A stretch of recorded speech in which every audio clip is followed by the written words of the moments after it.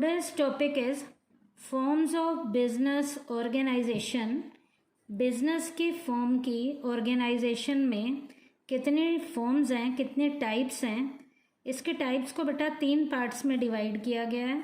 पहला है private sector, दूसरा है पब्लिक सेक्टर और तीसरा है जॉइंट सेक्टर।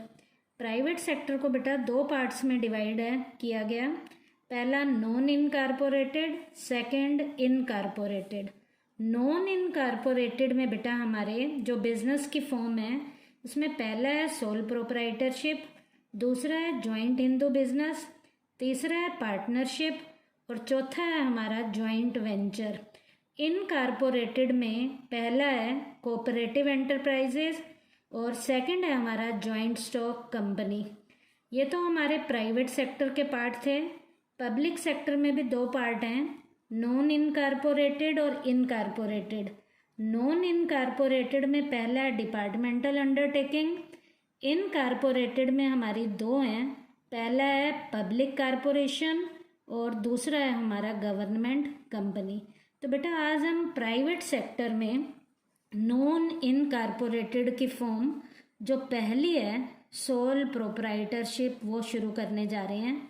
सोल प्रोप्राइटरशिप को सोल ट्रेड का नाम भी दिया जाता है। इसका मीनिंग क्या है?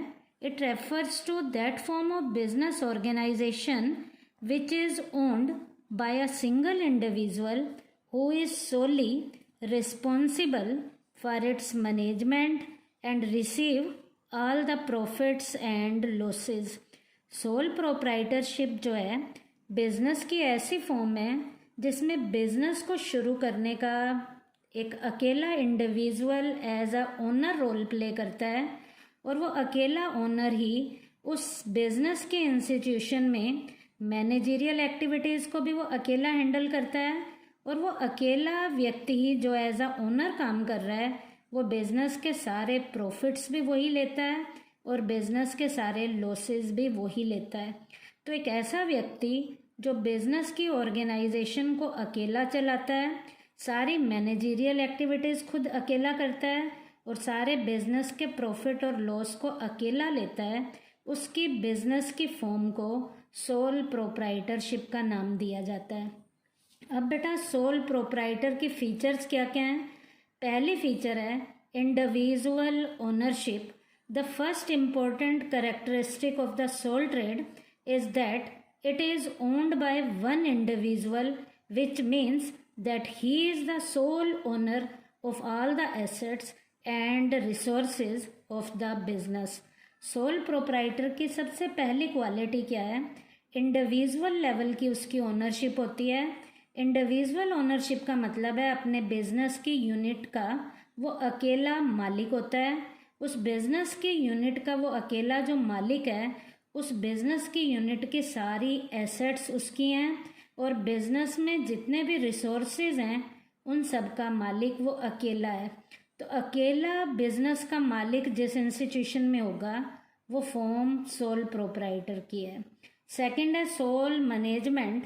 इन sole trade the owner perform the function of management with the increase in the size of volume of business he can appoint manager. वैसे तो बेटा सोल प्रोप्राइटरशिप की फॉर्म में बिजनेस की यूनिट की मैनेजरियल एक्टिविटीज़ को वो अकेला करता है, लेकिन यदि बिजनेस का साइज बढ़ जाता है तो वो सारी एक्टिविटीज़ को खुद नहीं कर पाता, इसके लिए वो मैनेजर्स को अपॉइंट करता है। लेकिन छोटी बिजनेस की फॉर्म में सारी मैनेजरियल एक्टिविटीज़ उस अकेले के द्वारा की जाती हैं।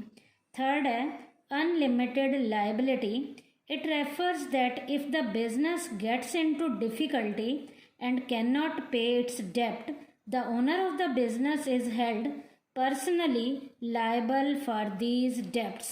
Sole proprietorship की थर्ड क्वालिटी है अनलिमिटेड लाइबिलिटी। इसका मतलब है बेटा जब बिजनेस में कभी डिफ़िकल्टी को फेस करना पड़ता है या बिजनेस में हमारी एसेट से हमारी लाइबिलिटीज़ ज़्यादा हो जाती हैं तो बिजनेस के रिस्क को वो व्यक्ति अकेला झेलता है। अकेला झेलता है इसका मतलब उसकी लायबिलिटी अनलिमिटेड है। तो यहाँ लायबिलिटी के अनलिमिटेड होने का मतलब ये है कि लॉस के कंडीशन में लॉस को कवर करने के लिए उसकी पर्सनल प्रॉपर्टी में से भी लॉस को कवर किया जाता है। तो जब भी पर्सनल प्रॉपर्टी में से लॉस को कवर किया जाता है, इसका मतलब उसकी लायबिलिटी अनलिमिटेड है।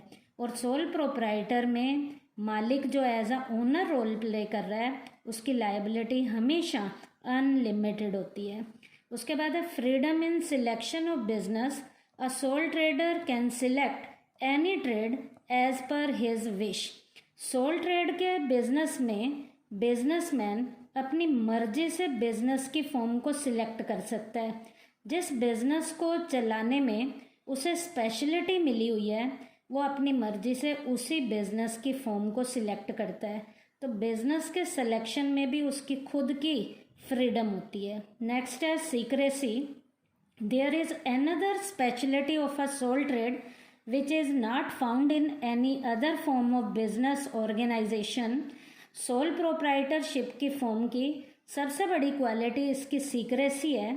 यहाँ सीक्रेसी का मतलब है एक अकेला जिस बिजनेस की यूनिट को चलाने वाला होता है, वो बिजनेस के सारे सीक्रेट्स अपने अंदर दबा के रखता है। तो सीक्रेसी जो सबसे ज़्यादा जिस बिजनेस की फॉर्म में पाई जाती है, वो सोल प्रोप्राइटर की फॉर्म है, जिसमें सीक्रेसी हद से ज़्यादा पाई जाती है। उसके बाद है बेटा no separate legal entity of the business. In this form of business organisation, business and businessman are not considered separately. इस बिजनेस की फॉर्म में बिजनेस और बिजनेसमैन को अलग नहीं किया जा सकता, which means that the business has no separate existence or entity from that of the businessman। इसका मतलब बिजनेस और बिजनेसमैन एक ही हैं। All the assets and liability of the business are that of the businessman. Businessman की ही सारी assets भी उसी अकेले की हैं और सारी लाइबिलिटी भी उसकी हैं।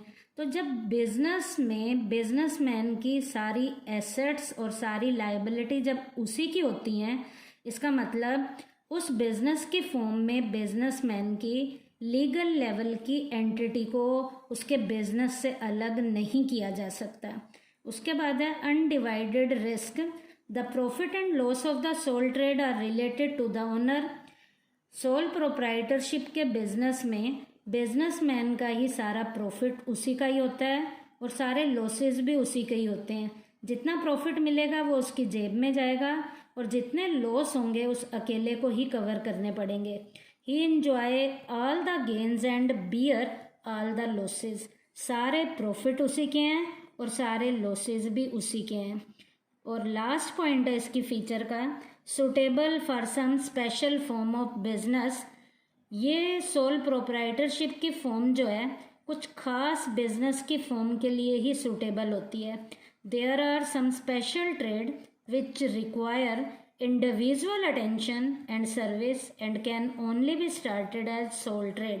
सोल ट्रेड एक ऐसा ट्रेड है जिसमें बिजनेस को उस अकेले के द्वारा शुरू करना है। तो ये कुछ स्पेशल टाइप की बिजनेस फॉर्म के लिए ही सूटेबल होता है।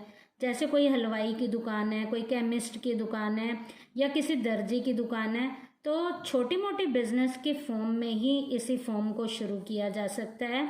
ज़्यादा बड़ी बिजनेस की फॉर्म में इसे शुरू नहीं किया जा सकता।